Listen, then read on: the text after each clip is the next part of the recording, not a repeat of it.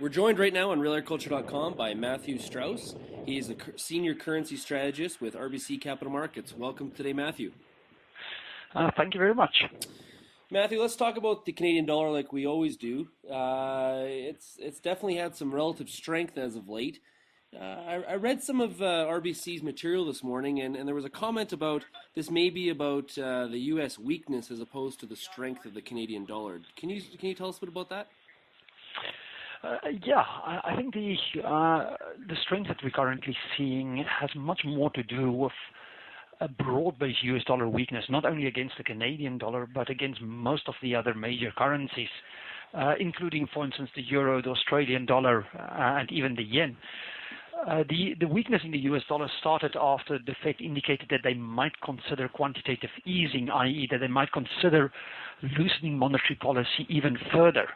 Remember back to last year when the Fed engaged in the buying of treasury paper, i.e. government debt, to try and stimulate the economy and inject more liquidity into the economy, helping to boost the recovery.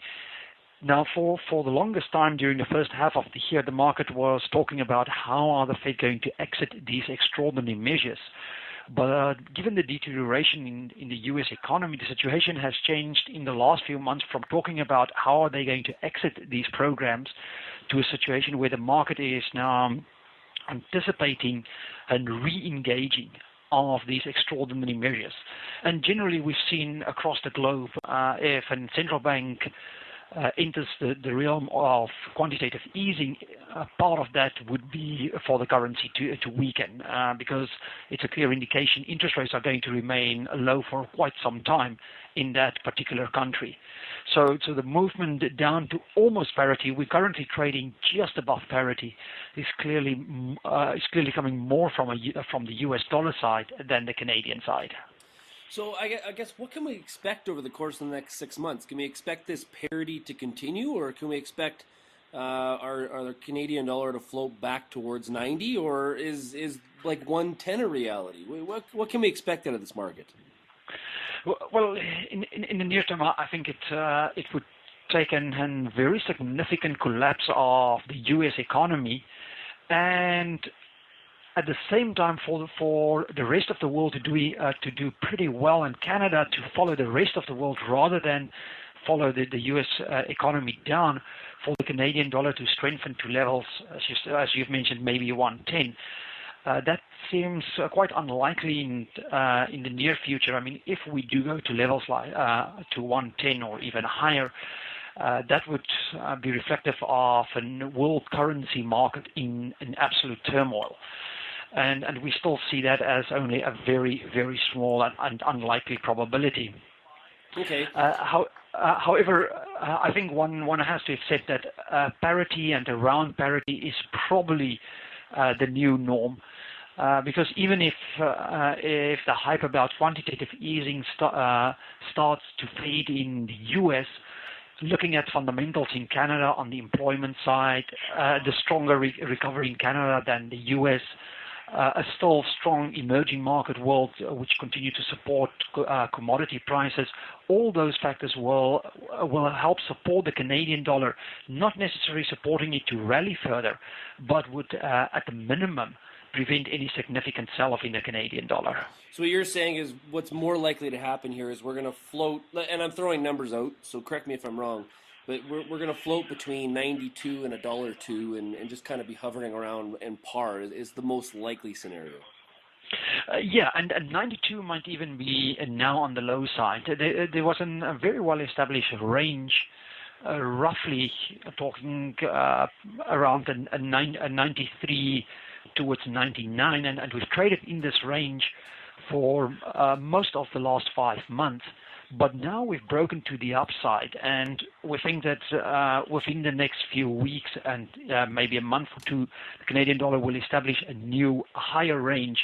So off the cuff, if I have to throw out a few numbers, probably looking something like a 95 to a 103 level. Okay. So I guess you mentioned that all signs are that interest rates are going to stay low for some time. That was another thing that was in your report, that the concern over inflation is quite low at this point. Is that kind of the outlook going forward here for the time being? Absolutely. In countries like the US and in Britain and Japan, the inflation debate has actually moved from an inflation to a deflation debate, where the bigger concern is prices declining rather than increasing, which creates all sorts of problems for economies, and one doesn't really want to go down that route. Fortunately for Canada, we are not really concerned about deflation. Maybe very low inflation and a slow increase in prices, but still looking at inflation increasing, maybe at the lower end of the 1 to 3% range that the central bank is looking at. But that would be enough to keep the central bank from hiking rates, but not really worrying about deflation. We think they would only start looking to resume tightening monetary policy, i.e. hiking interest rates, maybe around March of next year. But for the next few meetings, we actually see them moving to the sidelines. So how, you talk to a lot of currency traders around the globe with the largest firms in the world. How do currency traders globally view the Canadian dollar at this point? Is it still just referred to as that petro currency? Or is it looked upon as a little bit more dynamic than that? It's actually considered one of the more dynamic currencies.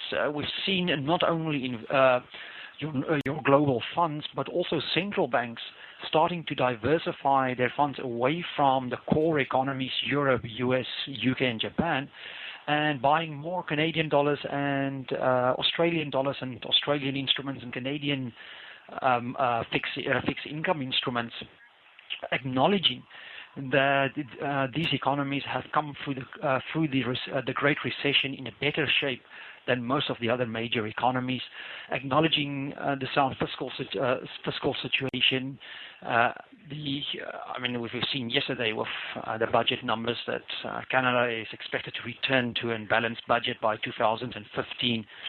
Which none of the major economies can say that they're not even contemplating a balanced budget in the years to come. So all of that highlighting Canada as one of the preferred investment destinations. Now, the weakness in the U.S., given our close ties with the U.S., that is currently a concern to investors, but overall they do appreciate the strong fundamentals of the Canadian economy. Okay, Matthew, thank you very much for joining us today, and we'll talk to you again very shortly in the future. Most welcome.